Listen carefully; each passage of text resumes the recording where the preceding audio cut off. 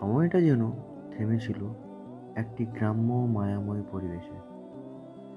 যতদূর মনে পড়ে, সারাদিন কেটে যেত মাঠে ছুটোছুটি আর ধুলোবালির খেলায়। দিন শেষে সন্ধ্যার পাখির কলরবে বাড়ি ফেরা ছিল স্বাভাবিক এক অভ্যাস। আজ সেই চেনা সন্ধ্যাটাই কেমন অচেনা মনে হয়। শহরের বাতাসে যেন সবকিছুই ধীরে ধীরে বদলে গেছে। ভাবনা, চিন্তা, অনুভূতি। হ্যাঁ, আজও পাখিরা ফেরে, তবু সেই সন্ধ্যা আর মনকে থামিয়ে রাখে না পুরোনো দিনের মতো করে।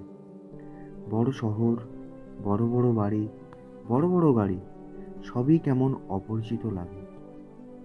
গ্রাম্য পরিবেশ ছেড়ে উঠে এসে আজ মনে হয় সেই জায়গাটাই যেন কোথাও হারিয়ে গেছে, সহজে ফেলে আসা কোনো স্মৃতির মতো।